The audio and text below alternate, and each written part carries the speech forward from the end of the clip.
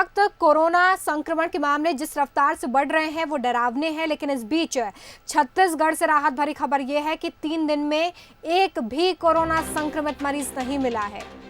छत्तीसगढ़ में इस वक्त 21 एक्टिव कोरोना केसेस हैं।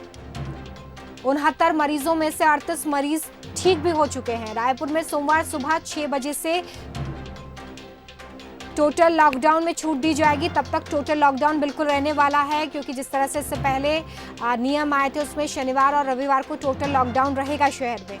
इस वजह से अब सोमवार सुबह 6 बजे इस लॉकडाउन में रियायत दी जाएगी। इस दौरान जरूरी सेवाएं चालू रहेंगी और अगर लॉकडाउन का उल्लंघन करता कोई नजर आता है तो कानूनी कार्रवाई उसके खिलाफ की जाएगी।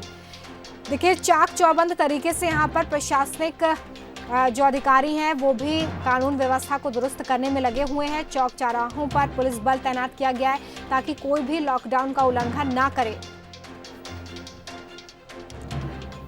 तो छत्तीसगढ़ के लिए ये गुड न्यूज है निश्चित तौर पर, जहां पर पिछले 24 घंटे और उससे ज्यादा 3 दिन में एक भी मामला सामने नहीं आया। सीधे हम रुख करेंगे रायपुर का। मेरे साथ स्टेट एडिटर धनवेंद्र जायसवाल जी लाइव जुड़ चुके हैं। धनवेंद्र जी, एक तरफ जहां पर देश में आंकड़े लगातार रफ्तार पकड़ रहे हैं, उस बीच छत्तीसगढ़ के लिए ये गुड न्यूज कि 3 दिन में एक भी मामला सामने नहीं आया है। रोमिता, देखिए, छत्तीसगढ़ में शुरू से जिस तरीके से व्यवस्थाएं की गई थी, जिस तरीके से रोकथाम के उपाय किए गए थे, उसकी वजह से ही छत्तीसगढ़ में शुरुआती दौर से ही मामलों की जो आने की जो थी वो बहुत धीमा रहा है। विदेश से कुछ लोग आए, वो सबसे पहले संक्रमित पाए गए। इसके बाद तबलीगी जमात के लोग जब छत्तीसगढ़ पहुँचे तो वो संख्या बढ़ी। इसके बाद जो दूसरे राज्यों से मजदूर आए तो सूरजपुर में वो संख्या अचानक बढ़ करके आ गई। फिर यही मामला कवर्धा और दुर्ग जिले से सामने आया कि दूसरे राज्यों से जो मजदूर आए थे वो तेजी से।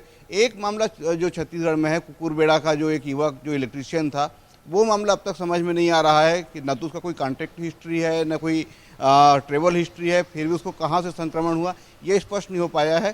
छत्तीसगढ़ सरकार ने इसको नियंत्रित रखने के लिए फिर से एक नई व्यवस्था की है। लॉकडाउन को टोटल लॉकडाउन में बदलने का फैसला किया है। अब राज्य में हर शनिवार और रविवार को टोटल लॉकडाउन होगा, जिसमें दवा, दूध, गैस, पेट्रोल और सब्जियां, इसके अलावा सारी दुकानें बंद रहेंगी। सारा मूवमेंट बंद रहेगा। लोगों को आवाजाही करने के लिए पुलिस के परमिशन लेना पड़ेगा या उनको पर्याप्त कारण बताना होगा कि वो घर से बाहर क्यों निकल रहे हैं। तो ये एक तरीके से लोगों को एक दूसरे के संपर्क में आने से रोकने के लिए राज्य सरकार ने जो उपाय किए हैं उसमें ये एक नया कदम है। और कल शाम 4 बजे के बाद से टोटल लॉकडाउन शुरू हो गया है। ये सोमवार को 11 बजे तक चलेगा और इस दौरान किसी को भी आवाजाही करने नहीं दी जाएगी, मूवमेंट करने नहीं दिया जाएगा, दुकानें नहीं खुलेंगी। यहाँ तमाम दुकान बंद रखे जाएंगे।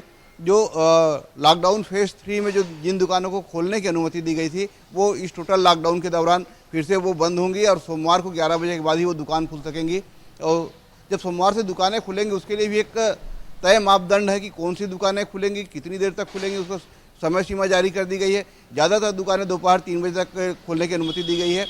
पेट्रोल पंप और दवा दुकानों को यदि छोड़ दिया जाए, शराब दुकानों को यदि छोड़ दिया जाए तो बाकी सारी दुकानें दोपहर 3 बजे तक बंद होगी। पेट्रोल पंप रात 8 बजे तक चलेंगे। शराब की दुकानें शाम 4 बजे तक खुलेंगी और दूध और दवा की दुकानें भी रात में 10 बजे तक खुल सकेंगी। तो इस तरीके से व्यवस्था छत्तीसगढ़ में बनाई गई है। इसका नतीजा सामने आ रहा है। हालांकि संकट अभी टला नहीं है। छत्तीसगढ़ के लिए जो खतरे हैं वो जो प्रवासी मजदूर हैं वो जब लौटने लगे हैं, कुछ चोरी छिपे अपने गांवों तक पहुंच चुके हैं, कुछ ट्रकों से दूसरे परिवहन के साधनों में छिप करके आ रहे हैं और अपने गांवों तक पहुंच जा रहे हैं। ये एक बड़ा खतरा है। इसके अलावा जब ट्रेनों से मजदूरों को वापस लाया जाएगा तो हालांकि उनकी जाँच की जाएगी, उनको क्वारंटाइन सेंटर में रखा जाएगा, फिर भी कुछ लोगों के उसमें से भाग जाने की आशंका बनी रहेगी। वो उसको लेकर के सख्ती बरतने की ज़रूरत होगी।